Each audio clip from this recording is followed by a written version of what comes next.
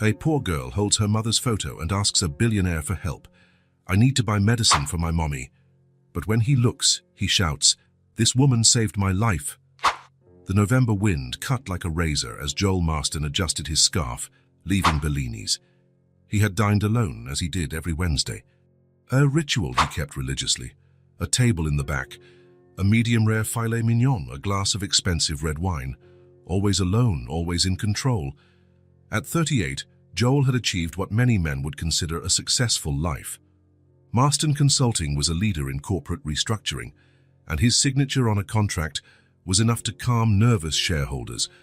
His apartment occupied the penthouse of one of the city's most exclusive buildings, his car imported, his watch Swiss, his personal life non-existent. "Good evening, Mr. Marston. Same time next week?" asked the maître d', holding the door. Joel nodded, handing over his usual generous tip. "Of course, Thomas. Thank you." The cold hit him like a slap. The temperature had plummeted in recent days, heralding a harsh winter. Joel quickened his pace, eager to get to his car parked a block away. He passed a group of loud teenagers, a couple embracing, a man sleeping on a bench. The city at night was a kaleidoscope of lives that didn't touch, all close, all isolated. As he walked, her image surfaced in his mind, as it occasionally had for the past 4 years. Those intense green eyes, full of a strength that had surprised him. The way she acted without hesitation while everyone around them froze. Her refusal to accept any thanks beyond a simple "you're welcome." He had never met anyone like her before or since. Joel reached his car, a luxury German sedan parked under a streetlight. He was about to unlock it when he noticed something unusual. A small figure crouched beside the vehicle, vigorously scrubbing the bumper with a piece of cloth. "Hey!" he called out, approaching quickly. "Shai, what are you doing there?" The figure jumped up, revealing a tiny girl, perhaps 5 years old, huddled inside a coat far too large for her frail body. Brown hair fell in messy curls around a pale face. Her eyes, enormous and green, stared at him with a mixture of fear and determination. "I'm cleaning," she answered, holding up a dirty rag. "It's how to earn money." Joel looked at the car. The bumper gleamed where she had scrubbed, standing out from the rest of the slightly dusty vehicle. "Who told you to do this?" he asked, looking around, searching for an adult exploiting child labor. "Nobody," the girl replied, holding his gaze with a firmness surprising for someone so small. "I need money for my mom's medicine." Something in the determination of that gaze made Joel hesitate. It wasn't the first time he'd seen children begging on the streets, but there was something different about this one, a dignity, a seriousness that didn't match her age. "Your mom is sick?" he asked, crouching slightly to be closer to her level. The girl nodded, her trembling chin revealing the effort to hold back tears. "She has a high fever. She hasn't been able to get out of bed since yesterday." Joel felt a pang of compassion, quickly followed by caution. The city was full of scams, of stories fabricated to elicit pity. He was about to give the girl a few dollars and send her on her way when she pulled something from her coat pocket. "My mom is sick." She held out a folded, crumpled piece of paper. "Can you help?" Joel took the paper, more out of politeness than real interest. Under the streetlight, he saw it was a photo, an old Polaroid, its edges worn. It showed a young woman smiling, perhaps in her early 20s, with the same brown curls as the little girl. There was something familiar about that face, that smile, those intense green eyes. And then, like a lightning strike, the memory hit him. "This woman saved my life." The exclamation came out too loud, making the girl flinch in fear. Passers-by glanced over curiously but soon continued on their way, uninterested in someone else's drama. Joel held the photo tighter, moving it closer to the light. It was her, no doubt. The woman who had been in his thoughts just minutes before. The waitress who, 4 years ago, had noticed he was choking in the very same restaurant he had just left. While everyone around him froze in panic, she had acted with surprising speed, performing the Heimlich maneuver and dislodging the piece of steak blocking his airway.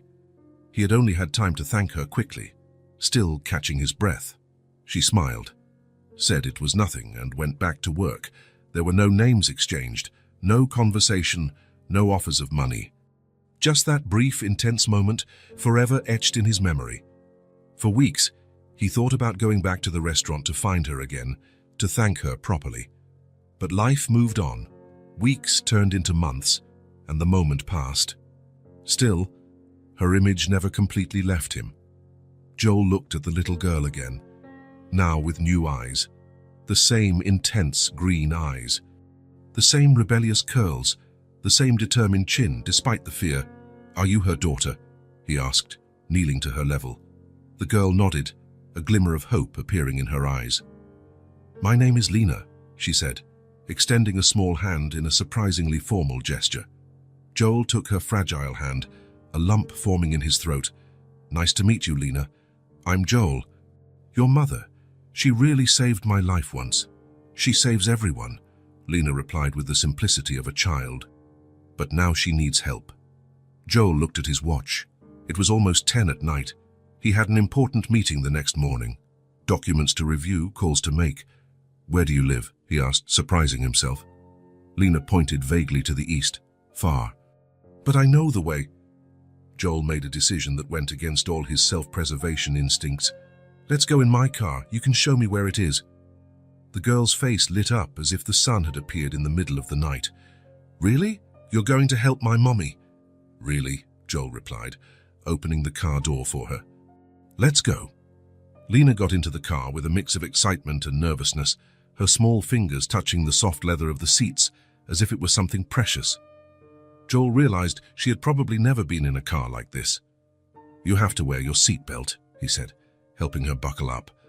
Her fingers were trembling slightly, and Joel noticed she was cold.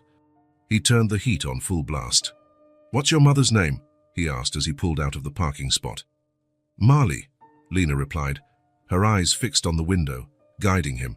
"Marley Quinn." Marley Quinn.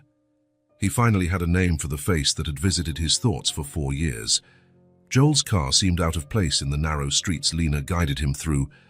They left the elegant business district behind, passed through an area of old apartment buildings, and finally reached a part of the city Joel knew only by name, the kind of place he avoided on his daily commutes.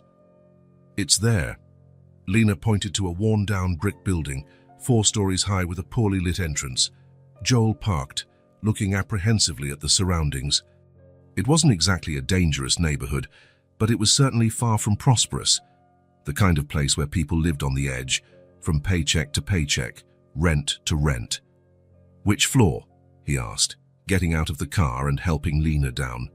"3rd, the elevator's broken." They entered the building. The lobby smelled of dampness and cheap disinfectant. A single bulb flickered, precariously illuminating the staircase. "Do you always come up alone?" Joel asked, looking at the worn steps. Lena nodded as if it were the most natural thing in the world. "When Mommy works at night, yeah. If I have a key and everything." Joel tried to imagine this tiny child climbing these 3 flights alone, unlocking the door, spending hours by herself while her mother worked. The thought deeply disturbed him. They climbed in silence, Lena leading the way with the familiarity of someone who walks the same path every day. On the 3rd floor, she took a key from her coat pocket and, after some difficulty, opened the door marked 305. "Mommy," she called, stepping inside. "I brought help." The apartment was small but surprisingly cozy, a living room that also served as a kitchen, with simple but well-kept furniture. Everything was impeccably clean, despite the evident wear on the furniture, the floor and the walls that needed a new coat of paint. On the wall, Joel noticed children's drawings carefully hung. On a small table, he saw what looked like cloth dolls in various stages of completion, along with colorful threads and needles. "This way," Lena said, pulling him by the hand toward a half-open door. The bedroom was as simple as the rest of the apartment. A double bed, an old dresser, a chair by the window. On the bed, Marley Quinn was propped up on pillows, her eyes closed, her face flushed with fever. "Mommy," Lena called softly, touching her arm. "He came to help." Marley slowly opened her eyes, her gaze initially unfocused from the fever. When she saw Joel standing in the doorway, she frowned, confused. "Lena, what?" "He's the man you saved," the girl explained quickly. At the restaurant, Joel took a step forward, feeling strangely nervous. For 4 years, this woman had existed only as a memory, a fleeting image in his mind. Seeing her now, real and tangible, was surprisingly impactful. "Hello, Marley. I don't know if you remember me. Joel Marston. You saved me 4 years ago at Bellini's. I was choking and—" "The man with the stake," Marley interrupted, a faint recognition dawning in her eyes. Her voice was hoarse and weakened. "Lena, how did you—" "I was cleaning his car," the girl confessed, lowering her head, "to get money for your medicine." Joel saw the embarrassment on Marley's face, a mixture of shame and concern. "Lena, we don't—" "She showed me your picture," Joel explained quickly. "When I recognized you, I couldn't just ignore it." Marley tried to sit up straighter, but a coughing fit stopped her. Lena rushed to get a glass of water from the nightstand. "Pneumonia," Marley explained after taking a sip. "At least that's what the doctor at the clinic said. He prescribed antibiotics, but—" She let the sentence trail off, and Joel understood the unspoken part. The medicine was too expensive. "Do you have the prescription?" he asked, resolute. Marley hesitated, pride warring with need. "We don't need—" "Please," Joel interrupted. "You saved my life once. Let me return the favor." Their eyes met, hers feverish but still steady, his determined. Finally, Marley gave a slight nod. "In the kitchen drawer," she said. "Thank you." Lena led him to the indicated drawer, from which she pulled a folded piece of paper, the prescription dated 3 days ago. "Mummy got worse today," she explained in a low voice. "She couldn't even get up to make my dinner. That's when I took the picture and went out. I knew your car was nice. I thought maybe I could earn some money cleaning it." Joel felt a mix of admiration and sadness. This child had risked going out alone at night, approaching strangers, because her mother was too sick to care for her. "You were very brave," he said, putting the prescription in his pocket. "I'm going to get the medicine right now. Is there a 24-hour pharmacy nearby?" Lena nodded. "On the main avenue. We passed it in the car." "Great. I'll be back in a little while." Before leaving, Joel returned to the bedroom to reassure Marley, "I'm going to get the medication. Don't worry about anything right now." Marley watched him with a complex expression, gratitude mixed with something that almost looked like suspicion. "Why are you doing this?" she asked, her voice weak but direct. Joel thought for a moment. In truth, he didn't exactly know himself. Maybe it was the chance to finally thank her properly. Maybe it was Lena's vulnerability, or Marley's quiet dignity fighting through the fever, or maybe it was something deeper he couldn't name. "Because I can," he answered simply, "and because, somehow, I feel like I owed you this." The pharmacy was nearly empty at that hour. Joel handed the prescription to the pharmacist, who studied the paper with a neutral expression. "There are 3 different medications here," the man explained. "The antibiotic, a fever reducer, and an expectorant. Will you be taking all of them?" "Yes, all of them," Joel replied without hesitation. While the pharmacist prepared the medications, Joel walked the store's aisles, adding items to his basket. Vitamins, extra cough syrup, painkillers, herbal tea. He also remembered to buy a few treats for Lena: hot chocolate, mild cookies, fruit juice. The total came to nearly $200. Joel handed over his card without flinching, signing the receipt with an automatic flourish. For him, it was less than what he'd spend on a bottle of wine. For Marley, he suspected, it was an unattainable fortune. On the way back, he stopped at a small grocery store that was still open, buying basic food items: bread, milk, eggs, fruit, something for Lena's breakfast. When he returned to the apartment, he found the little girl sitting patiently on the sofa, her legs dangling, not reaching the floor. She fell asleep, Lena informed him in a low voice when Joel entered. But her fever didn't go down. "I put a wet cloth on her forehead, like she does when I'm sick." Joel felt a tightness in his chest. This child was taking care of her mother as best she could, reversing roles out of necessity. "You did a great job," he said, placing the bags on the table. "So now we'll give her the medicine, and she'll get better soon." Lena nodded seriously, helping to unpack the groceries with the competence of someone much older. She knew exactly where to put each item, explaining to Joel matter-of-factly where things went. "Is this hot chocolate?" she asked, holding the can with wide eyes. "It is. I thought you might like some." The smile that lit up her face did something strange to Joel's chest, a warmth he hadn't felt in a long time. Together, they prepared a tray with water and the first of the medications. Joel let Lena lead the way to the bedroom, watching how she approached her mother carefully, touching her forehead to check her fever. "Mommy," she called softly. "The medicine is here." Marley opened her eyes, blinking slowly. "Lena, what?" Her gaze found Joel, and she seemed to remember. "You came back." There was genuine surprise in her voice, as if she hadn't really expected him to return. "Of course," Joel replied, approaching with the tray.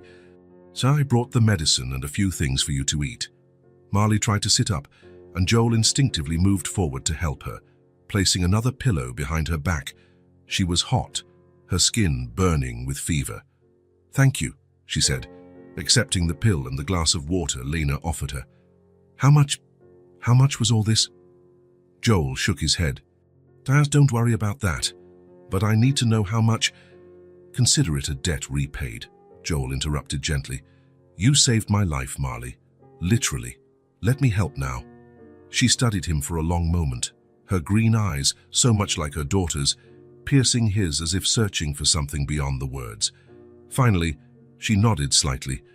"I appreciate it so much," she said with dignity, despite her weak voice.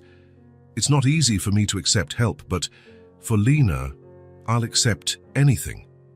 Joel watched the exchange of looks between mother and daughter, a bond of love so strong, so evident, he could almost feel it physically in the air between them. "I'll be okay, sweetie," Marley assured her daughter. "The medicine will start working soon." Lena nodded, but she didn't seem entirely convinced. "Do you need anything else?" Joel asked. "I can make something to eat, or..." "You've already done more than enough," Marley replied. "Honestly, I didn't expect, well, people don't usually care." The sentence, said without self-pity, merely as a statement of fact, hit Joel deeply. He too lived in a world where people rarely genuinely cared for one another, where relationships were transactions, where everything had a price or a purpose. "I'll come back tomorrow to see how you are," he said, surprising himself with the promise. Marley shook her head slightly. "You don't have to bother. You've done more than enough," she said firmly, despite her weak voice. "The medicine is all we needed. We'll be fine now." Joel noticed the definitive tone in her voice. There was gratitude, but also a clear message. The help had been accepted, and nothing more was needed. Her pride was almost palpable, even in her weakened state. "Of course," he replied, understanding. "I hope you feel better soon." Lena looked from one to the other, her expression a mix of confusion and disappointment. She opened her mouth as if to protest, but a look from her mother made her reconsider. Joel picked up his coat, feeling strangely reluctant to leave. "If you need anything, we'll be fine," Marley reaffirmed. "Thank you again for what you did tonight." He nodded, understanding the unspoken message.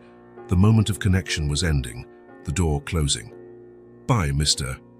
Joel," Lena said, her small voice filled with a formality that broke his heart. "Thank you for the hot chocolate."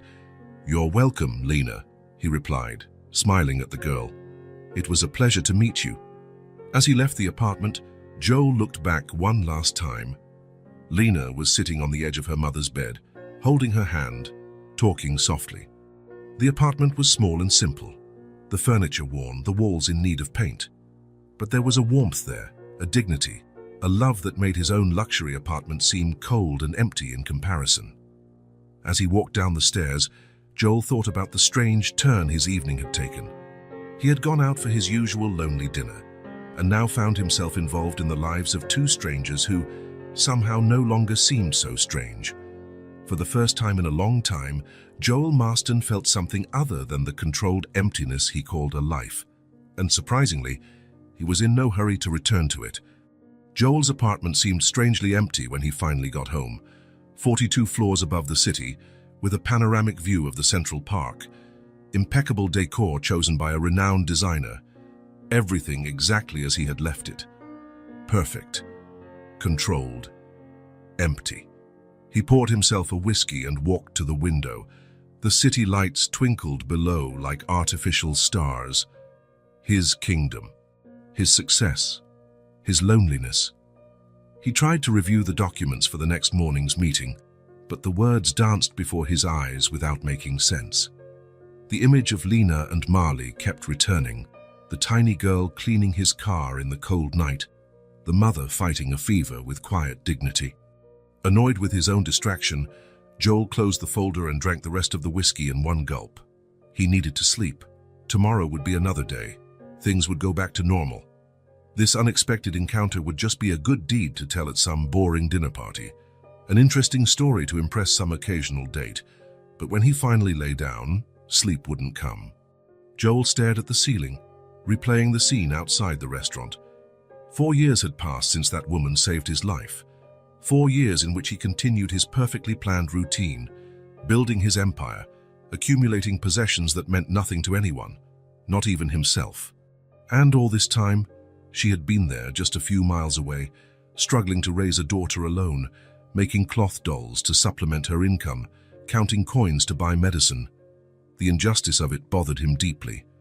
"You've already done more than enough," Marley's words echoed in his mind. He knew she was being sincere. She truly believed that buying the medicine was enough help. Her pride wouldn't allow her to accept more, but Joel knew he could do more, much more. At 3 in the morning, he made a decision. He picked up his phone and sent an email to his assistant, cancelling all his appointments for the next day. Then, he sent a message to his vice president, delegating the morning meeting. He offered no detailed explanation, just mentioned a personal emergency.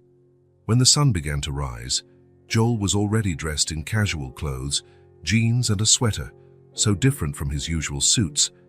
He drove to a 24-hour supermarket and filled 2 carts, fresh fruit, vegetables, meat, dairy, bread, cereal, canned goods.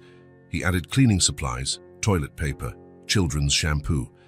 Then, he stopped at a department store that opened early and bought new blankets, towels, ease, and a portable heater. His decision was no longer rational, it was purely emotional. Something that hadn't happened in so long he had almost forgotten what it felt like. At 7 in the morning, he parked in front of the red brick building. The neighborhood looked even more worn in the daylight, the peeling facades more evident, the infrastructure problems impossible to ignore.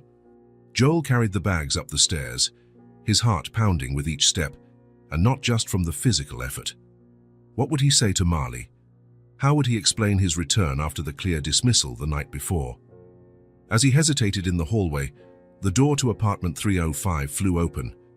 Lena burst out like a hurricane, her face red from crying, still in her pajamas from the night before. Upon seeing Joel, her eyes widened with a mixture of surprise and desperate relief. "Mr. Joel, Mommy won't wake up!" Joel dropped the bags immediately. What happened? She was better this morning. She took her medicine, but then she started shaking and now she won't answer when I call her, Lena explained between sobs, pulling him by the hand with surprising strength for someone so small. Inside the apartment, Joel ran to the bedroom. Marley was lying motionless, her face red and wet with sweat. Her breathing was rapid and shallow, and when Joel touched her forehead, he realized her fever had risen drastically. "Marley, can you hear me?" he called, lightly tapping her cheek. She moaned but didn't open her eyes. "I called 911, but they said the ambulance would take a while," Lena said, standing in the doorway, her arms wrapped around herself as if trying to hold herself together. "I was going to ask the neighbor for help when you arrived." Joel didn't hesitate. "We're taking her to the hospital right now. Can you grab a coat for her? And maybe a change of clothes?" While Lena ran to the closet, Joel wrapped Marley in the bed's blanket and lifted her into his arms. She was light, almost fragile, her body burning against his chest. "It's going to be okay," he whispered, more to himself than to her. Carrying Marley down the stairs was a challenge, but fear gave Joel a strength he didn't know he possessed.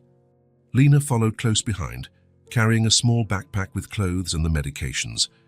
In the car, Joel laid Marley down on the back seat, while Lena sat in the front, the seatbelt looking too large for her small frame. "Which hospital are we going to?" the girl asked, her voice trembling but trying to sound grown up. To the best one, Joel answered, starting the engine. Memorial Hospital. It's about 10 minutes from here. That's very expensive, Lena said, worried. Mommy always goes to the community clinic. Joel felt a surge of anger, not directed at anyone in particular, just at the injustice of a world where a 5-year-old child already worried about the cost of medical care. Don't worry about that, he said, speeding through the morning streets. I just want your mom to get well. When they arrived at the hospital, Joel parked in the emergency area and ran inside carrying Marley. Lena followed him closely, her small steps almost a run to keep up. I need help, he shouted as soon as he entered the ER. High fever, possible pneumonia. She's unconscious. The medical team reacted quickly. A nurse brought a gurney, while another began checking Marley's vital signs. A young doctor appeared, asking rapid-fire questions that Joel tried to answer as best he could. How long has she had these symptoms? At least 3 days, he replied, looking to Lena for confirmation. The girl nodded. Is she taking any medication? She started antibiotics last night. I have them here, Lena said, opening the backpack and taking out the medications Joel had bought. The doctor nodded, examining the bottles. We're taking her in. We'll probably need to run some tests. Before Joel could say anything, they wheeled Marley through a set of double doors. He and Lena were left standing in the middle of the emergency room, suddenly alone amid the hospital chaos. A receptionist approached with a clipboard. Are you the husband? No, I'm a friend. You'll need to fill out these forms. Do you have her health insurance information? Joel looked at Lena, who shook her head. That's okay. I'll cover all the costs, he said, taking the clipboard. They sat in uncomfortable plastic chairs in the waiting room. As Joel tried to fill out what he could of the paperwork, he noticed how much Lena was trembling. Are you scared? He asked softly. Lena nodded, silent tears streaming down her small face. My grandma died. Now I only have my mommy, she said, her voice choked with emotion. I don't want to lose her too. The frankness of that statement hit Joel like a punch to the gut. This child, so small, already knew the fragility of life, the fear of loss, the possibility of complete loneliness. Without thinking, he took her small hand in his. You are not going to be alone, he said with a firmness that surprised him. Your mum is strong and the doctors here are the best in the city, and until she's better, I'll be here with you. Lena looked up at him, her intense green eyes shining with unshed tears. Promise? I promise. The word came out with a weight Joel hadn't expected. It was a real promise, not the kind of empty assurance adults often give children. For some reason he couldn't explain, he felt he wouldn't break this promise. The next few hours dragged on. Joel bought hot chocolate and sandwiches from the cafeteria. Lena drank the chocolate but barely touched the sandwich. They walked the halls when sitting still became unbearable. Finally, in the middle of the afternoon, the doctor returned. Mr. Marston. Joel stood up immediately, Lena clutching his hand. Mrs. Quinn has severe bacterial pneumonia. Her fever is high and she's dehydrated. We're going to admit her for intravenous antibiotic treatment. She'll need to stay for a few days. Is she going to be okay? Lena asked, her small voice barely reaching the doctor. The man crouched down to her eye level. Your mum is young and, despite the infection, she seems to be healthy. With the right treatment, she has an excellent chance of a full recovery. The relief Joel felt was almost physical, as if a weight had been lifted from his shoulders. Can we see her? He asked. She's sleeping now. We've given her medication to bring the fever down and she needs to rest. But you can go in briefly. They followed the doctor down white corridors to a hospital room.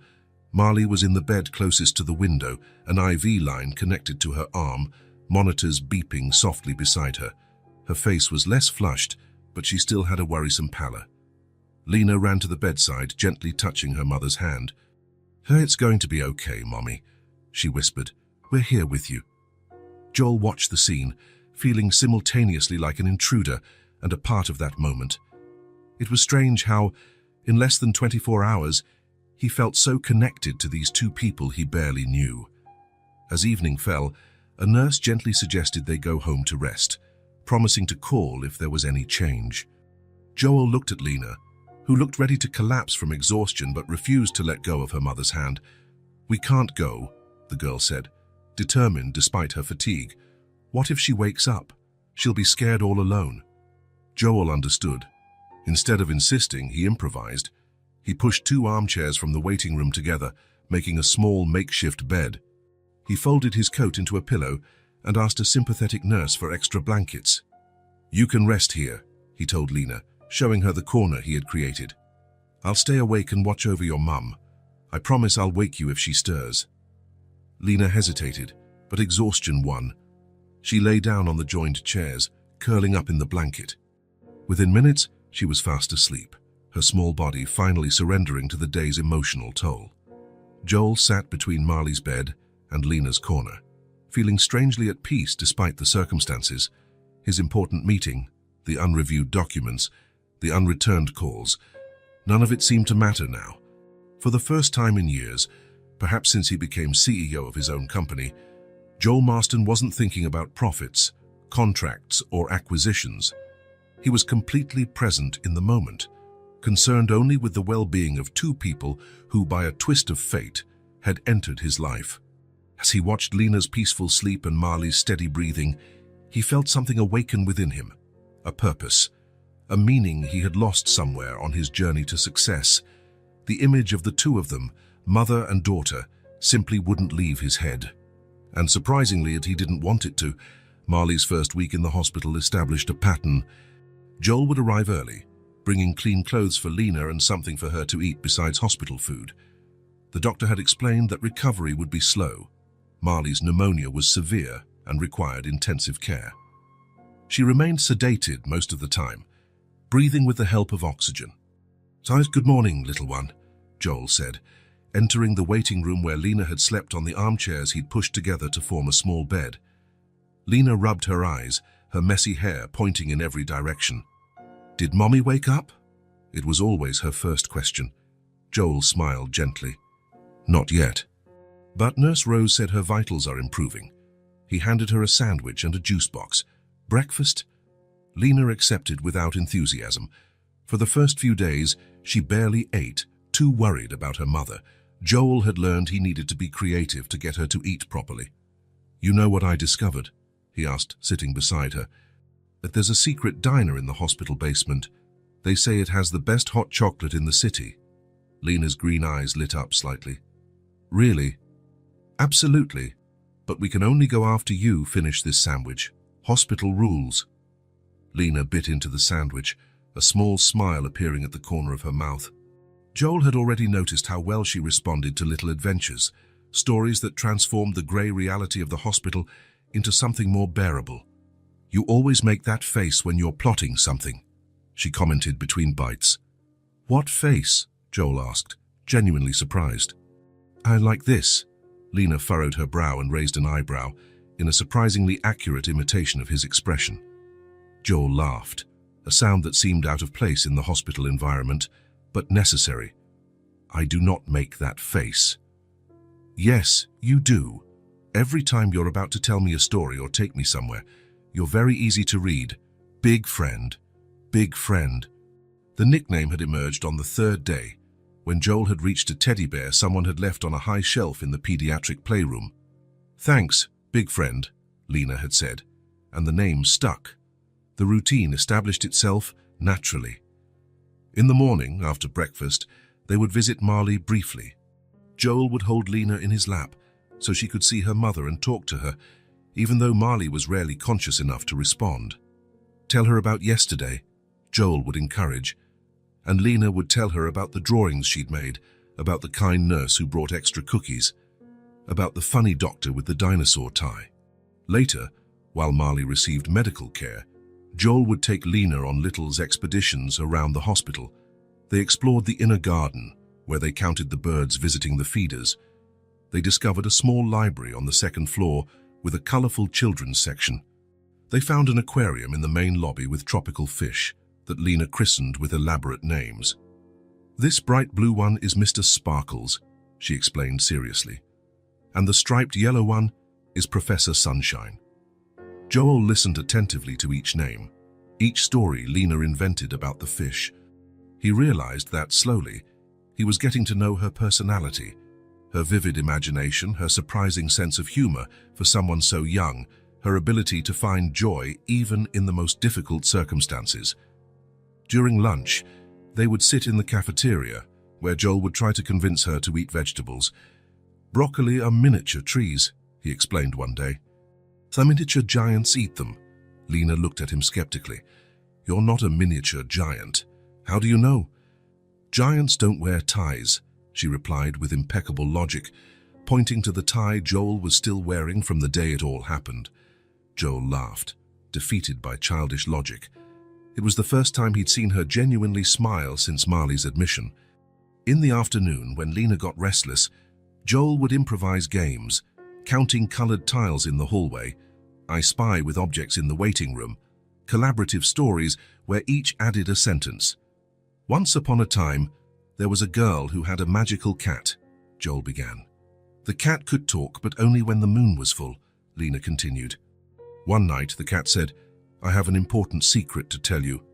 The secret was that he was actually an enchanted prince." The stories became increasingly elaborate, with dragons, castles, and fairies mingling with astronauts, robots, and spaceships. Joel discovered that Lena had a preference for happy endings, where families were reunited and everyone was okay. It wasn't hard to understand why. On the fifth day, Joel noticed that Lena was watching his wristwatch intently. "Do you like watches?" he asked. She nodded. "Mommy was saving money to get me one for my birthday. She showed me one in a magazine." "When is your birthday?" "In 2 weeks," Lena replied, looking away. "But it doesn't matter. I just want Mommy to get better." Joel felt a pang in his chest. He took off his watch and offered it to her. "Want to try it on?" Her eyes widened. It was an expensive watch, from a well-known Swiss brand. "Can I really?" "Of course." The watch swallowed her thin wrist, but Lena admired it as if it were a treasure. She spent the rest of the day looking at it, learning to tell time, announcing every few minutes what time it was. At bedtime, as Joel prepared her makeshift corner in the waiting room, she reluctantly held the watch back out to him. "Thank you, big friend." Joel hesitated, then closed her hand around the watch. "Keep it for now. So you'll always know what time it is." Lena's smile lit up her whole face. She jumped up, hugging him around the neck with surprising strength for someone so small. "I'll take great care of it, I promise." That night, when Lena finally fell asleep with the oversized watch carefully placed under her pillow, Joel realized something had changed. The scared little girl from the first day, so fragile and wary, now trusted him completely. She slept soundly, knowing he would be there when she woke up, and he would be. The certainty of it surprised him. In less than a week, his appointments, meetings, and projects had become secondary. The priority now was to be there, to ensure Lena had what she needed, that Marley received the best treatment, that neither of them felt alone. On the morning of the 10th day, Joel arrived with a small package wrapped in colorful paper. "What's this?" Lena asked, curious. "Open it and find out." Inside was a child's watch, with a purple strap and colorful numbers. It was nothing as sophisticated as his, but it was perfect for a small wrist. "Is it for me?" Lena asked, incredulous. "For you?" Joel smiled. "Now you can give me mine back." Lena laughed, a crystalline sound that echoed through the quiet hospital corridor. "You made that face again." "What face?" "The face of someone who's plotting something." She imitated his expression again, exaggerating the raised eyebrows. Joel shook his head, laughing. "I think you know me too well, little one." "It's because you're my big friend," Lena replied matter-of-factly, putting the new watch on her wrist with pride. "Best friends always know."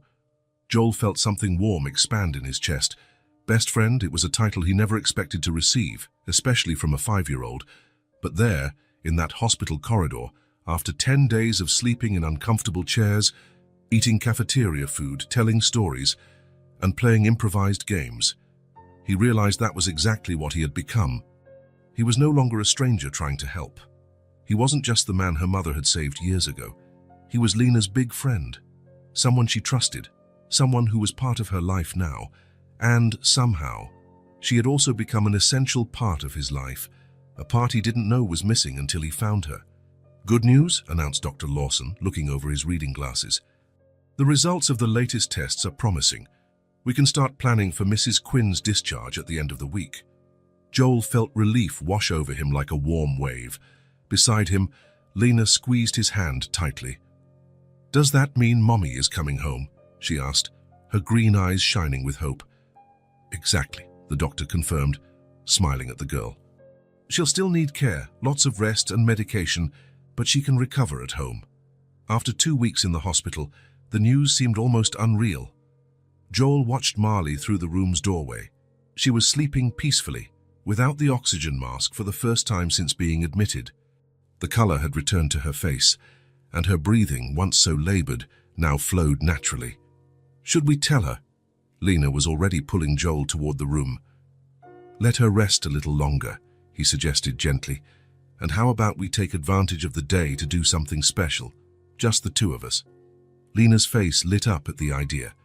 She had spent nearly every minute of the last 2 weeks in the hospital, alternating between her mother's room and the waiting room that served as her makeshift bedroom.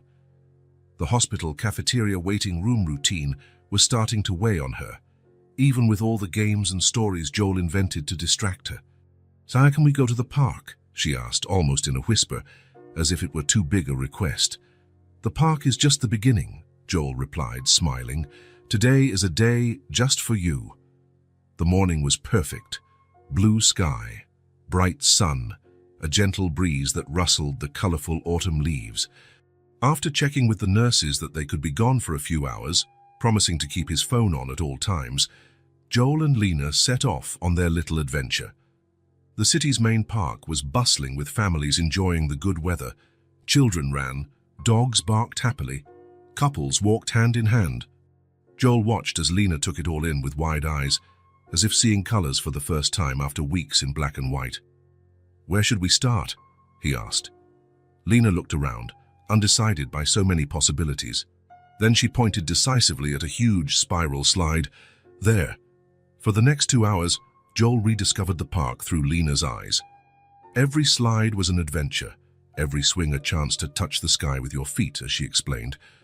Joel pushed the swing, spun carousels, held Lena at the top of the jungle gym, and pretended not to notice how much his adult knees protested as he squeezed into the children's play equipment. "Higher!" Lena shouted from the swing, laughing with abandon. "I want to fly like a bird," Joel obliged, amazed at the pure joy on her face. In 2 weeks, he had learned more about Lena than he thought possible. He knew she preferred everything purple, that she was afraid of spiders, but found caterpillars cute, that she loved stories about princesses who saved princes and not the other way around. He knew she scrunched her nose when she was thinking, held her breath when she was nervous, and had a laugh that started shy and ended in uncontrolled giggles. He knew she was the bravest person he had ever met.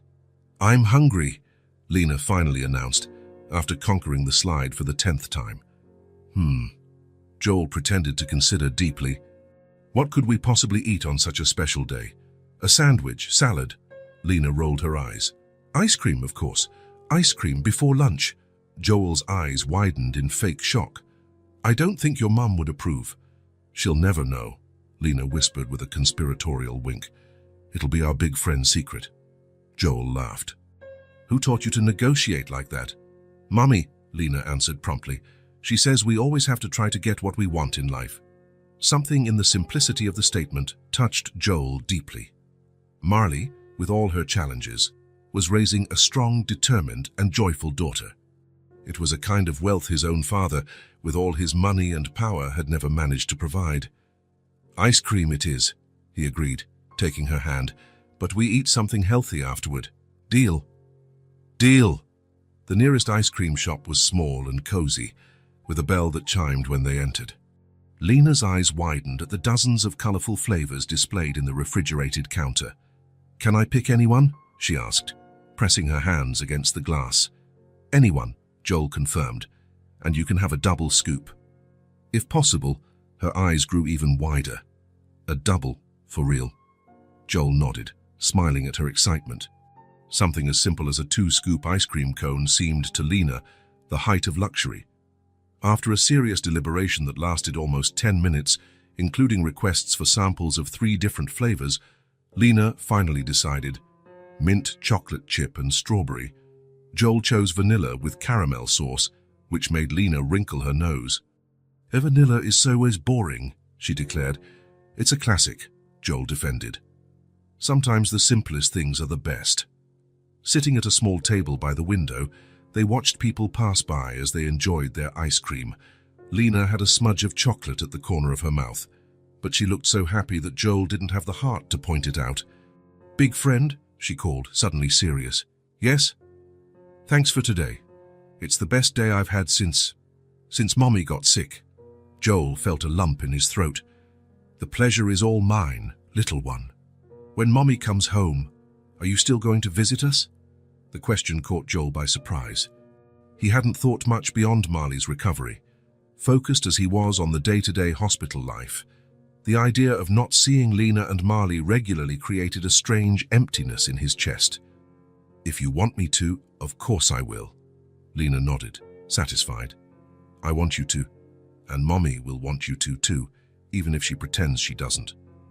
Joel raised his eyebrows. "What do you mean?" "She smiles differently when she talks to you," Lena explained with the surprising wisdom she sometimes showed. "It's not the smile she uses with the doctor or the nurses, it's the special smile." Before Joel could process this information, Lena had already changed the subject, pointing to a bookstore across the street. "Can we go there next? Mommy always takes me to pick out a book for my birthday, but we couldn't this year because she was sick." Joel looked at the bookstore, then at his watch. They still had a few hours before they needed to be back at the hospital. "Books and then a healthy lunch," he suggested. Lena's smile was answer enough. The bookstore was a paradise for a curious child like Lena. She wandered the aisles with reverence, running her small fingers over the colorful spines, opening books to smell the pages, marveling at the illustrations. Joel followed her patiently, watching how she examined each book with a seriousness as if it were the most important decision in the world. And for her, perhaps it was. "Can I choose anyone?" she asked, in the same way she had asked about the ice cream. "Anyone," Joel confirmed. "In fact, you can choose 3. The expression of shock and joy on Lena's face was worth every penny Joel knew he would spend. She hugged him impulsively, her little arms barely reaching his waist. "You're the best big friend in the whole world." After nearly an hour of careful deliberation, Lena finally selected her 3 treasures: a book about a girl who discovers she can talk to animals, another about space adventures, and a third with illustrated poems. "Mommy will love reading these with me," she said as they left the bookstore, clutching the bag of books as if it contained gold. "I'm sure she will," Joel agreed. "And you know what else she'll love? Coming back to a nice, clean and cozy home." Lena considered the idea. "Can we clean the apartment as a surprise?" "Exactly what I was thinking. And maybe even paint that peeling wall in the living room." Lena's eyes shone at the idea. "Can I help paint? I've always wanted to paint a real wall." "Of course you can. We'll be a team." After a substantial lunch, Joel insisted on vegetables, Lena negotiated for them to come with melted cheese on top. They made a quick stop at the hospital. Marley was awake, sitting up in bed, looking visibly better. "Mommy, we went to the park and had ice cream and bought books." Lena poured out the news all at once, climbing onto the bed to hug her mother. "Sounds like someone had a fun day," Marley commented, smiling as she stroked her daughter's hair. Her eyes met Joel's, full of gratitude. "I thought she deserved a break from the hospital," he explained. "Thank you," Marley said softly, "for taking such good care of her." "And now we're going to clean the house for when you get back," Lena announced. "We're going to paint and everything." Marley raised her eyebrows, looking at Joel. "Paint? Just a touch-up," he assured her. "Who's that peeling wall in the living room? Nothing drastic." Marley hesitated, and Joel realized she was uncomfortable with the idea of someone doing more for her, investing in her home. "Please, Mommy," Lena begged. "It'll look so pretty." Faced with her daughter's enthusiasm, Marley relented. "All right, but no going overboard, okay?" "Promise," Joel replied, with a smile he hoped was reassuring. "It'll just be enough to make everything cozy for your return." The home improvement store was another world for Lena. She watched, fascinated, as Joel selected cans of paint, brushes, rollers, masking tape and drop cloths to protect the floor. "So what color should we choose?" he asked. Lena studied the color swatches as if it were an important exam. "This one," she finally decided, pointing to a soft shade of blue. "It's the color of the sky when it's happy." Joel smiled at the description. "Happy sky blue it is." With the car full of supplies, they drove to the apartment. Joel realized he hadn't been there since the day he rushed Marley to the hospital. The place seemed smaller than he remembered, and a bit neglected after 2 weeks of being empty. "Where do we start?" Lena asked, already rolling up her sleeves like a professional. "First, we protect the furniture," Joel explained. "Then we prep the wall. Only then can we paint."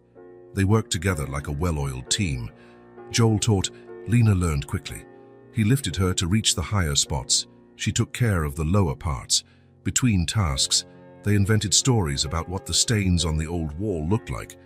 "This one looks like a sleeping dragon," Lena pointed out. "And that one over there is clearly a hippopotamus in a hat," Joel replied. When they finally started painting, Lena was beaming. Every brush stroke was an adventure. Every inch covered a victory. "We're making magic," she declared, "turning something old into new." Joel smiled, touched by her simple wisdom. "You are absolutely right." As Lena focused on her section of the wall, Joel began to organize the rest of the apartment. He washed the dishes piled in the sink, swept the floor, changed the sheets on Marley's bed. In her room, while putting some clothes away in the closet, he noticed a cardboard box partially hidden on the top shelf. He didn't mean to snoop, but the box was unstable, and when he tried to adjust it, it fell, scattering its contents across the floor. Crouching to pick up the items, mostly old papers, cards, and a few photos, Joel froze as he picked up a black and white photograph. His heart seemed to stop for a moment, then began to race uncontrollably. In the photo, a young man was embracing a beautiful dark-haired woman. They were smiling at the camera, clearly in love. The man was unmistakable, Joel's father, at least 30 years younger, but with the same strong features Joel saw in the mirror every day. And the woman, from her features, she could only be Marley's mother. Joel felt the blood drain from his face. With trembling hands, he turned the photo over. On the back was a date, May 17, 1987, and a single line of handwriting, "Forever R&E." Richard and who was E? Marley's mother, certainly. But how? When? His father was already married to his mother in 1987. Joel had been born in 1986. 1,000 questions exploded in his mind. Had his father cheated on his mother? Did Marley know about this? Was it possible that, "Big friend, come see how pretty it looks"? Lena's voice brought him back to reality. Quickly, Joel slipped the photo into his shirt pocket and put the rest of the items back in the box, returning it to the shelf. "Coming," he answered, trying to control his voice. When he entered the living room, Lena was standing proudly beside the freshly painted wall.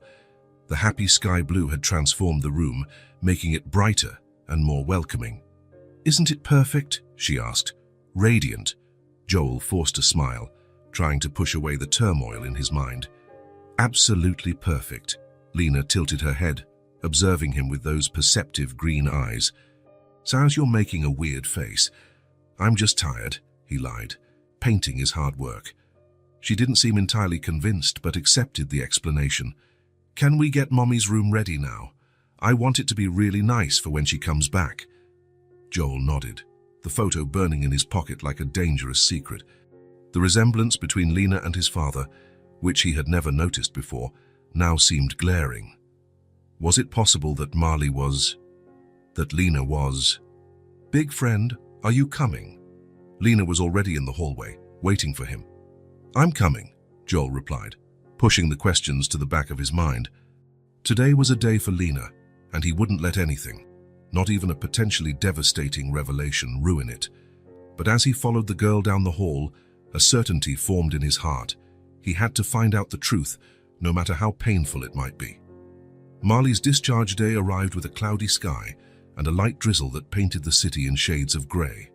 Joel drove in silence, the windshield wipers marking a steady rhythm that matched the frantic beat of his heart. In the back seat, Lena hummed happily, oblivious to the storm brewing inside him. 3 days had passed since he found the photograph.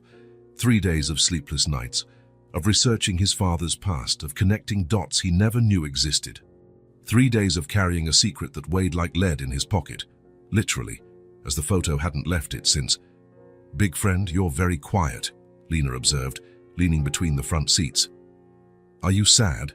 Joel forced a smile in the rearview mirror. "Just concentrating on the rain, little one.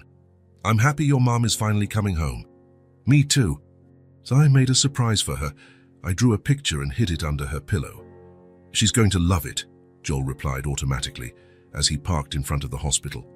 In the lobby, Marley was already waiting for them, sitting in a wheelchair as per hospital protocol, though she looked strong enough to walk on her own. She was wearing the clothes Joel and Lena had brought the day before: jeans, a simple blouse, and a light jacket. Even in her simplicity, even after weeks in the hospital, there was an innate dignity about her that Joel now recognized in himself. "Mommy!" Lena ran ahead, throwing herself into her mother's arms with abandon. "Careful, sweetie. Your mom is still recovering," the nurse cautioned. But Marley was already hugging her daughter tightly, burying her face in her hair as if trying to absorb every particle of her being. "It's okay," she told the nurse. "This hug is the best medicine I could ask for." Joel watched the scene from a distance, suddenly feeling like an intruder. The past weeks had created an intimacy between him and Lena, a comfortable routine of care and affection. But now, with Marley back, the boundaries would need to be redrawn. And there was the photo, the secret, the truth that could change everything. "Joel." Marley's voice brought him back to the moment. She was smiling at him, extending her hand. Thank you for being here, for everything you've done." He took her hand, noticing for the first time how her long, slender fingers were shaped just like his. How had he never seen it before? "Shall we go home?" he suggested, trying to keep his voice steady. The apartment felt different, not just because of the freshly painted wall or the meticulous organization Joel and Lena had carried out, but because of something more subtle, a presence, an energy that had been absent during Marley's hospitalization. "Wow," she exclaimed upon entering, looking around with genuine admiration. "You two did an incredible job in here." "I painted that whole bottom part myself," Lena announced proudly, pointing to the blue wall. "And Big Friend did the rest. It looks nice, right?" "It's beautiful," Marley agreed. It doesn't even look like the same place." As Lena pulled her mother along to show her all the improvements they had made, the washed curtains, the organized closets, the small repairs, Joel remained standing in the living room, feeling the weight of the photograph in his pocket. He had to tell her. Today. Before more time passed, before their bond strengthened further under false pretenses. "Lena," he called, interrupting the girl's excited tour. "Your mum needs to rest a bit. Why don't you go make that special tea we learned, the one with honey and lemon?" Lena's eyes lit up with the responsibility. "Good idea, it's the best tea in the world for a sore throat, Mommy. I'll make it right now."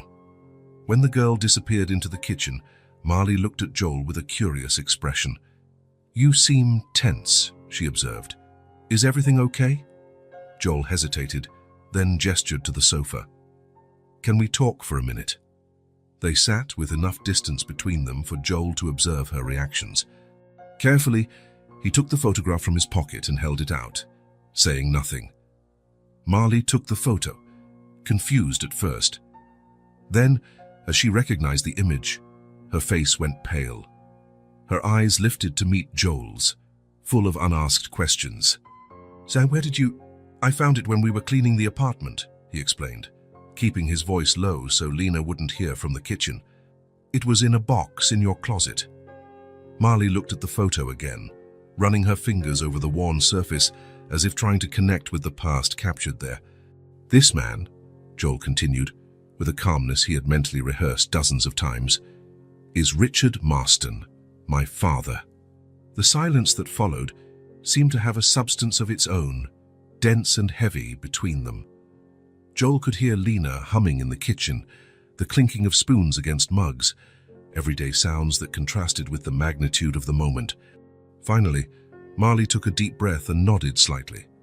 "My mother told me she had an affair with him," she said, her voice barely a whisper. "She only found out he was married when she was already pregnant. She walked away. She kept this photo and never told anyone." The words confirmed what Joel already suspected, but they still felt like a punch to the gut. He closed his eyes for a moment, absorbing the impact. "She never told him about the pregnancy." Marley shook her head. "She didn't want to destroy a family. She preferred to raise her daughter alone, without complications. She only told me who my father was when she got sick, shortly before she died. She gave me this photo and said that if I ever wanted to find him, it was my right. But you never looked for him. I didn't see a reason to. I grew up just fine, even without a father. My mother was amazing. She gave me everything I needed." She hesitated, glancing toward the kitchen where Lena was still busy with the tea. "When I found out I was pregnant with Lena and her father, well, when he didn't want to take responsibility, I remembered my mother's story. So I thought maybe it was the fate of the women in my family to raise their children alone." Joel felt a wave of conflicting emotions, anger at his father for his betrayals, admiration for the women who faced life without support, sadness for the lost years, for the distance from a sister he never knew he had. "So that man is my father too," he said finally, the words coming out like a confession. Marley looked up at him, understanding slowly dawning on her face. For a long moment, they just stared at each other, seeing one another through a completely new lens. "We're half-siblings," Joel completed, "and Lena is my niece." The word hung between them, heavy with meaning. Niece and family, his own blood. "The tea is ready," Lena announced, entering the living room with a carefully balanced tray. She stopped when she saw the serious expressions on the adults' faces. "What's wrong? Did something happen?"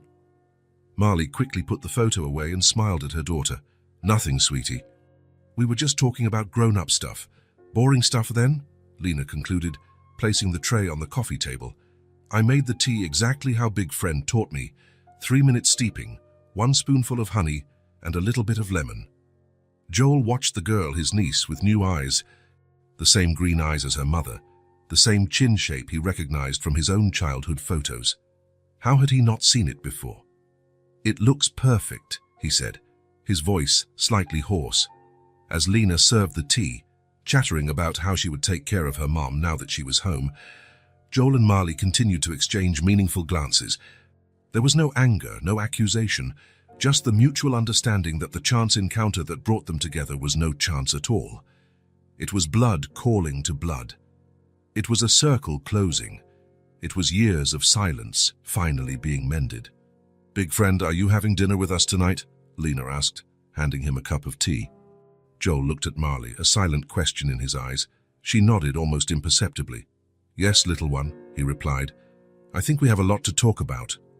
Lena looked from one to the other, sensing the tension in the air.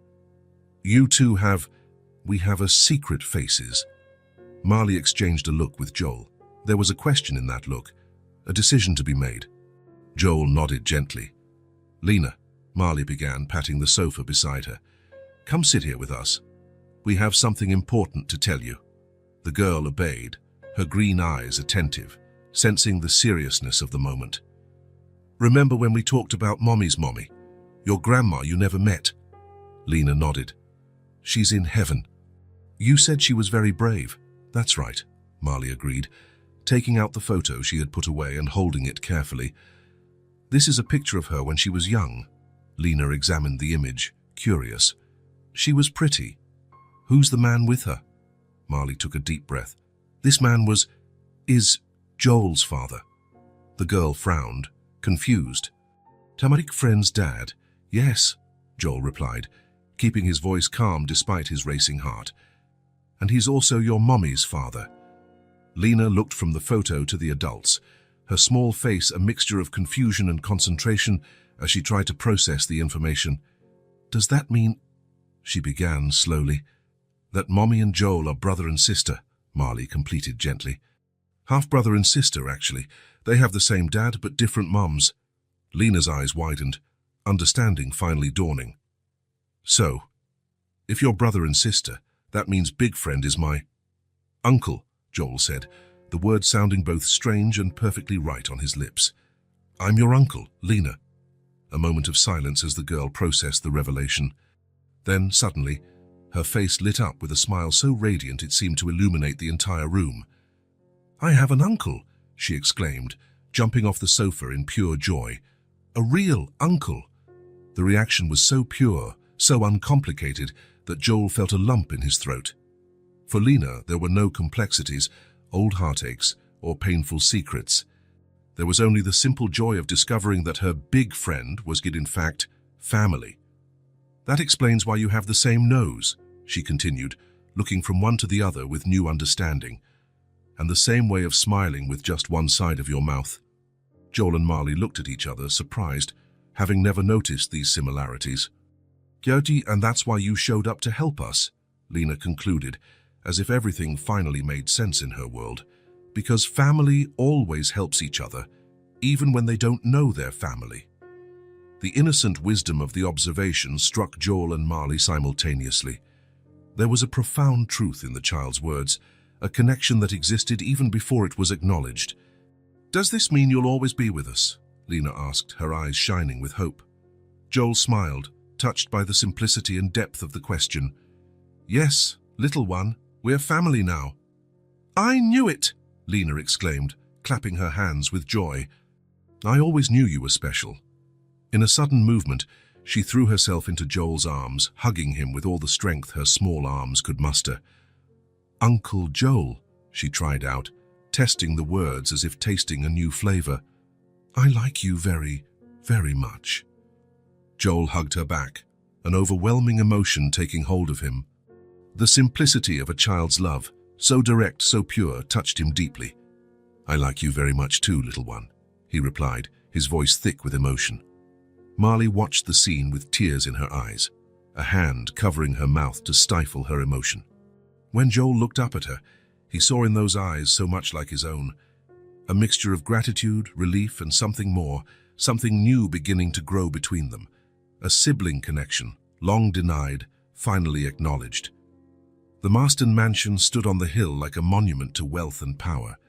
Stone walls, tall windows, an impeccably manicured garden, everything exuded permanence, tradition, solidity. Joel had grown up in that house, but he had never called it home. It was more of a museum than a place of affection, more a statement of status than a refuge. Is this where you grew up? Marley asked, looking at the property from the car window. Joel nodded, parking in the circular driveway. The great American dream, at least on the surface. A week had passed since the revelation, a week of intense conversations, of shared stories, of pieces of a family puzzle finally fitting together. Joel and Marley had decided it was time to confront the source of it all, Richard Marston, the patriarch, the father of them both. Are you sure you want to do this? Joel asked, turning off the engine. Marley looked at the mansion, her face a mask of tranquility. I'm not here to demand anything or cause trouble. I just want him to know the truth, that I exist. Joel admired her serenity. If it were him discovering he had been denied a father figure his whole life, he wouldn't be so peaceful. But Marley seemed genuinely uninterested in any material or emotional compensation. It was simply a matter of truth, of existing in the eyes of the one who created her, even if unintentionally. He's not expecting visitors, Joel warned, and he's never been good with surprises. Are you giving me an out? Marley smiled slightly. Can I still change my mind? Always, he replied seriously. We don't have to do this. Marley looked at the mansion again, then at Joel. Yes, we do. Not for me or for him, but for Lena, so that she never has to wonder about her roots. Like I did. Joel nodded, understanding. This visit wasn't about the past, but about the future, about clearing the path for the next generation. They got out of the car and walked to the main door. The maid who answered recognized Joel immediately. Mr. Marston, what a pleasant surprise. Your father is in his study. Thank you, Clara. I'll announce us. Joel led Marley through the silent corridors, past family portraits that told only half the story. Him, his parents, his grandparents, Generations of Marstons staring solemnly from the walls, never imagining that a part of their lineage was growing up on the other side of town, unseen, unrecognized. They stopped before a solid oak door. Joel knocked twice, the sound echoing like a premonition. "Enter." The voice from the other side was strong, authoritative, even at 70 years old. Richard Marston was sitting behind a massive desk, surrounded by books and files. He still had an imposing presence, straight back, perfectly combed grey hair, sharp eyes that assessed the world as a series of transactions to be negotiated. "Joel," he said, looking up from the papers he was examining, "I didn't know you were coming today." His gaze then fixed on Marley, and something, a spark of recognition perhaps, flashed across his face, quickly replaced by the neutral expression of someone sizing up a stranger. "Father," Joel began, keeping his voice firm, "this is Marley Quinn." The name didn't seem to mean anything to Richard, who nodded politely. "Miss Quinn, how can I help you?" Joel exchanged a look with Marley, who took a small step forward. "Mr. Marston," she said, her voice calm. "My mother's name was Eleanor Quinn." The effect was immediate. Richard visibly paled, his fingers gripping the pen he held so tightly that his knuckles turned white. "Eleanor," he repeated, almost a whisper. Then, composing himself, "I knew an Eleanor many years ago. 34 years ago, to be exact," Marley continued. "You met at a conference in Chicago. You had a relationship that lasted almost 6 months." Richard looked at Joel, a silent question in his eyes. "Marley is my sister, father," Joel said simply. "Your daughter with Eleanor Quinn." A heavy silence filled the study. Richard stood up slowly, as if he needed all his strength to bear the weight of that revelation. He walked to the window, looking out at the gardens, but Joel knew he was seeing nothing but the past that was suddenly resurfacing. "Eleanor disappeared," he said finally, his voice stripped of its usual authority. "She never said she was pregnant." "She found out you were married," Marley replied serenely. "She found out when she was already expecting your child." Richard turned, his eyes studying Marley's face as if searching for traces of himself, evidence of the truth she presented. "How do I know this is true?" he asked, the coldness returning to his voice. "After all these years, how can I know you are really my daughter?" Joel felt a wave of anger rise within him. "For God's sake, father, look at her. Look at us standing side by side. Don't you see the resemblance?" Richard looked, and Joel knew he saw it. The same eye shape, the same straight nose, the same lines around the mouth that appeared when they smiled. "Why now?" Richard asked, turning to Marley. "What do you want?" The question was raw, direct, typical of a man accustomed to negotiations and hidden motives. Marley was unfazed. "I don't want anything," she answered with dignity. "Not money, not public recognition, not a place in your life. I grew up just fine without needing you." "Then why are you here?" "Because the truth matters, because I have a daughter who deserves to know where she comes from. Because my mother kept this secret until the end of her life, and only told me before she died." Richard sat back down, the weight of the revelation visibly affecting him. "Eleanor never wanted to confront me. She didn't want to destroy your family," Marley explained. She preferred to raise her daughter alone, with dignity, rather than cause a scandal. Richard looked down, something akin to shame crossing his normally impassive face.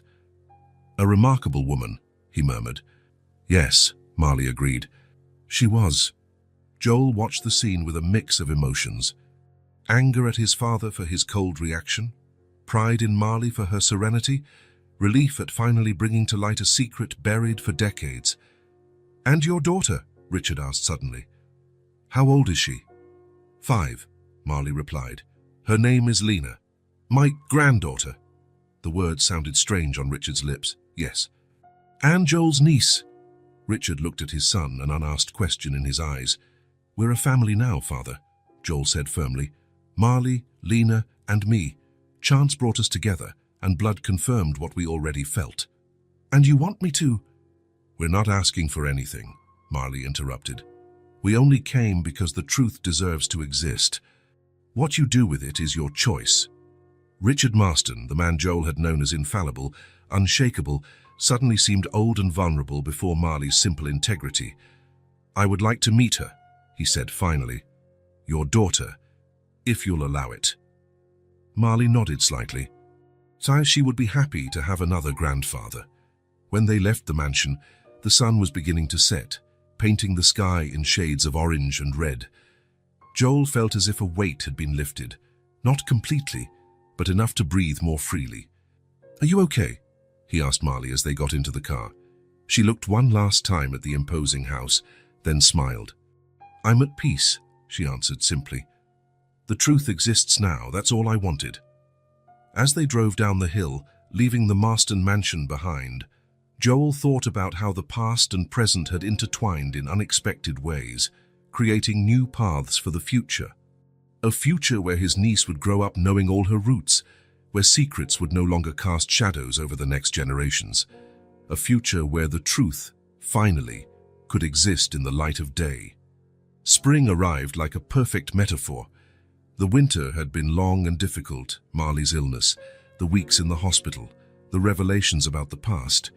But now, as the first flowers bloomed in the park's flower beds, something new was also blooming in their lives. "Are you sure about this?" Marley asked, looking at the contract on the table. "It's a big step." Joel smiled, pushing the pen toward her. "I've never been more sure of anything in my life." The document was simple and direct. Marley Quinn was to become a minority partner in Marston Consulting, with a 30% stake and the position of Chief Operating Officer, an impressive title for someone who, 3 months earlier, was struggling to pay bills by selling handmade dolls. "You barely know me," she argued, still hesitant. "How do you know I'm capable of this?" "First, I know you better than you think. Second, I've seen how you manage a household on limited resources, how you care for Lena, how you face challenges. Third, you have my blood." Joel smiled. "And finally, you have a business degree that's been collecting dust for years while you worked 3 different jobs to get by." Marley shook her head, still not entirely convinced. "Tarsam, a dusty degree doesn't equal real-world experience. You managed that craft store for 2 years and made it the most profitable in the chain before you left to take care of Lena full-time," Joel countered. "I read your references. You have a natural talent for business, you just lacked the opportunity." Finally, Marley picked up the pen.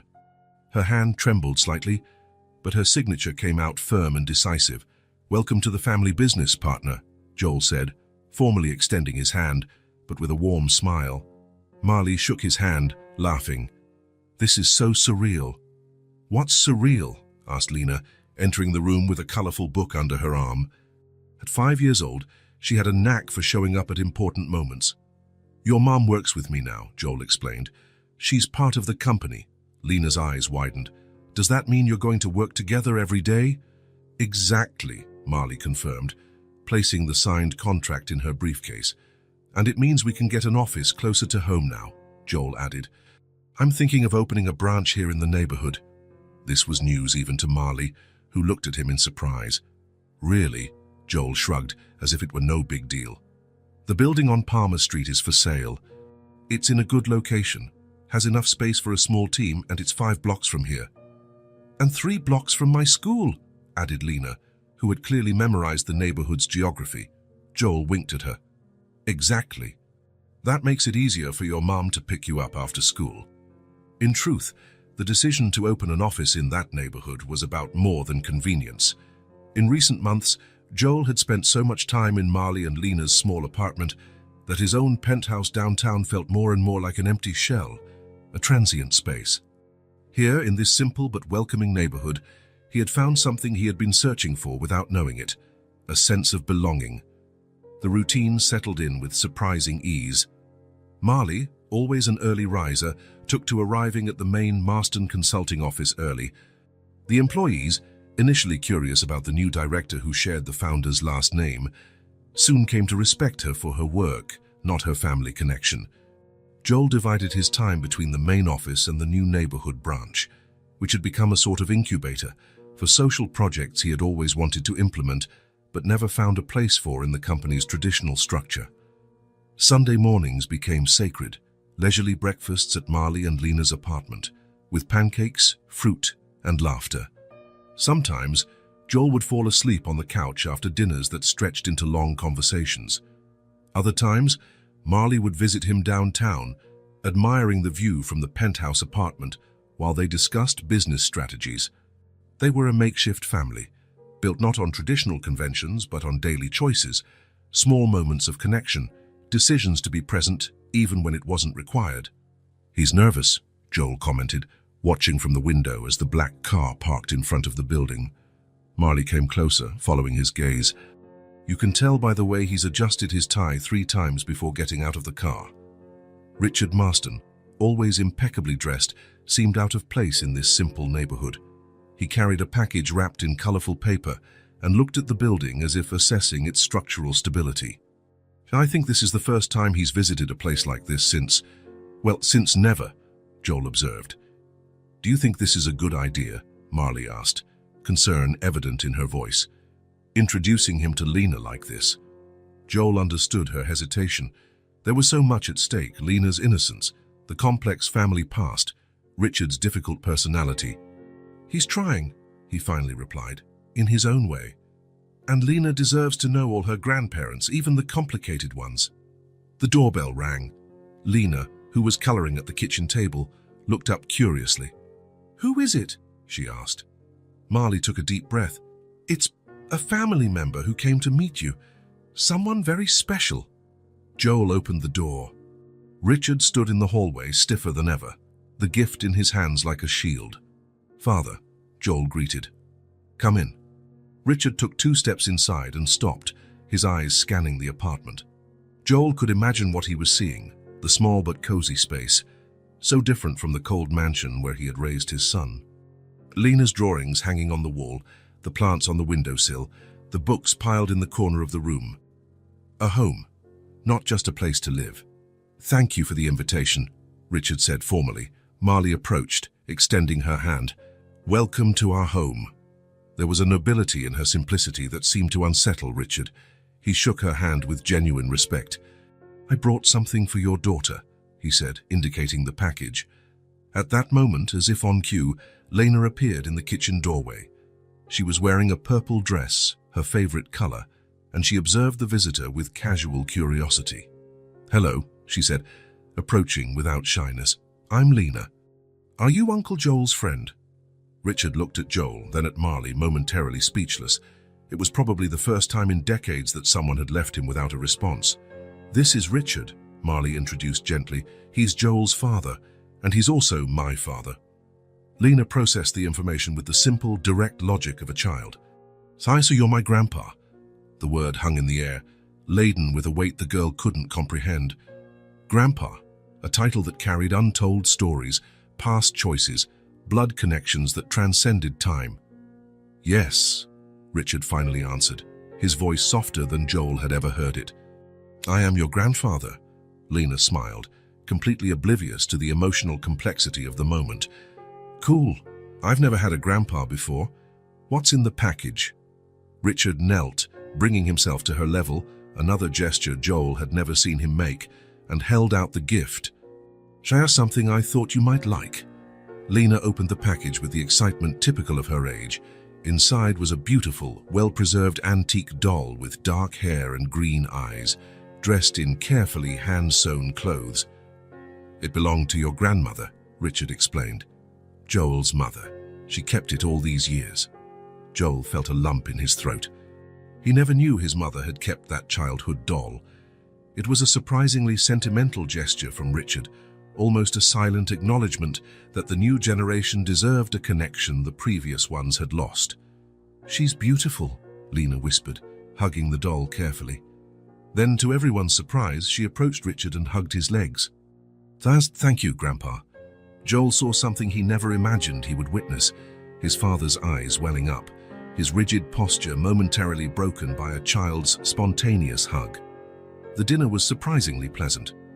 Richard, always formal in expensive restaurants, seemed to genuinely enjoy the simple meal Marley had prepared.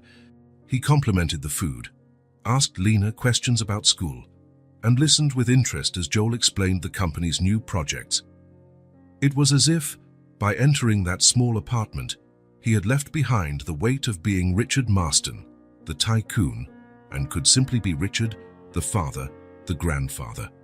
When dessert, a homemade pudding Lena had helped make, was served, the girl looked around the table with a thoughtful expression that seemed beyond her 5 years. "You know something," she said, suddenly taking the hands of Joel and Marley, who were sitting beside her. "Maybe fate brought us together to become a family." The observation, made with the innocence and wisdom only children possess, silenced the table. Joel looked up and met Marley's gaze. In that moment of silent connection, they shared more than words could ever express. It hadn't been luck nor charity, not even chance, that had brought them together. There was something deeper, a purpose that transcended coincidences and individual choices. "I think you're right, little one," Joel finally replied, his voice soft. "Fate has interesting ways of working." "And sometimes," Marley added, "the real miracle isn't the initial meeting, but what's born from it." Richard watched the scene with an expression that mixed admiration with a pang of regret, perhaps for the lost years, for the connections he could have formed but let slip away. Later, after Lena was in bed and Richard had said goodbye, promising to return the following week, Joel and Marley sat on the small apartment balcony, sharing the comfortable silence they had grown to appreciate.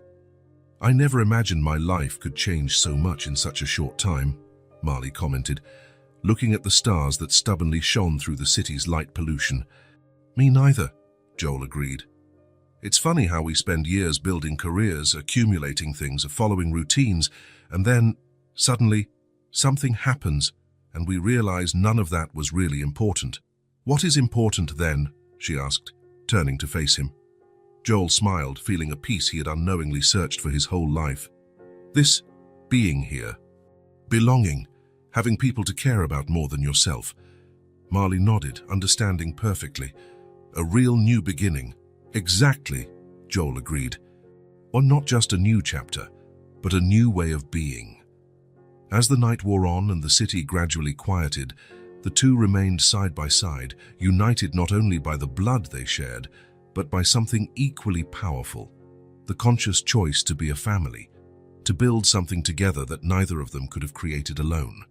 A real new beginning, founded not on obligation or expectation, but on dignity, care, and time.